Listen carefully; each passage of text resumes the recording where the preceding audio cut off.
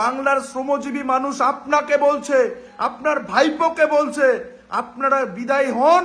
আপনাদেরকে প্রতি মাসে মাসে এই শ্রমজীবী মানুষরা 10,000 করে দেবে, 10,000 করে দেবে। এই পিসি ভাইপো মিলে আর বাংলা থেকে কত লুটবে? লুটতে লুটতে বাংলাটাকে শেষ করে দিয়েছে। আজ শ্রমজীবী মানুষের জন্য শ্রমশ্রী প্রকল্প ঘোষণা করছে। যারা ভিন রাজ্যে কাজ করছেন, যে সমস্ত বাঙালিরা একবারে যদি চলে আসেন সেই রাজ্য থেকে কাজ ছেড়ে দিয়ে, তাহলে এককালীন 5,000 পাবেন। প্রতি মাসে মাসে আপনাদেরকে 5,000 করে দেবে 1 বৎসরের জন্য। মমতা বন্দ্যোপাধ্যায়ের নতুন স্কিম। কতটা লজ্জা দেখুন এই অপদার্থ মুখ্যমন্ত্রী, ফেলিয়ার মুখ্যমন্ত্রী, যারা বিগত 12-14 বৎসরে একটা ইন্ডাস্ট্রি করতে পারেনি, কর্মসংস্থানের জায়গা করতে পারেনি, যারা ভিন রাজ্যে কাজ করছে তাদের ইন্ডাস্ট্রি দিতে পারেনি, তারা আজ ঘোষণা করছে প্রতি মাসে মাসে 1 বছরের জন্য 5,000 টাকা করে ভাতা দেবেন। এই বাংলাটাকে ভাতায় তৈরি করেছেন পিসি ভাইপো মিলে। আর কত লুটবেন পিসি ভাইপো মিলে? আর কত লুটতে চান? বাংলার মানুষকে বলুন, বাংলার যুব সমাজকে বলুন, আর কত লুটবেন?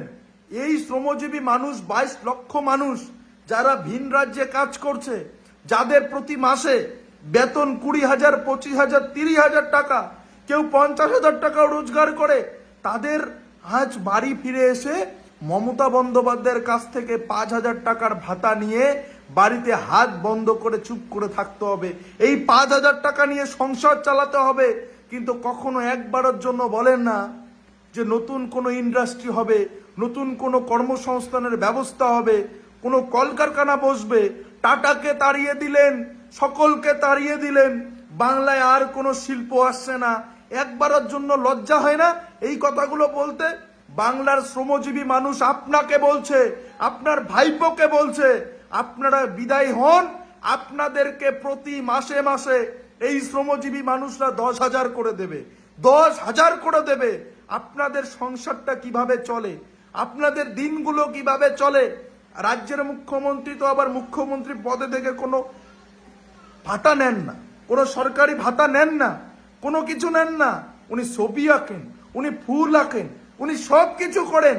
ওনার কোনো প্রয়োজন হয় না সরকারি সুযোগ সুবিধার, কিন্তু ভাইপোর প্রয়োজন হয়। ভাইপোর বহুত প্রয়োজন হয়। 15-20টা গাড়ি নিয়ে ঘোরা, 20-25টা নিরাপত্তা নিয়ে ঘোরা, বহুত প্রয়োজন হয়।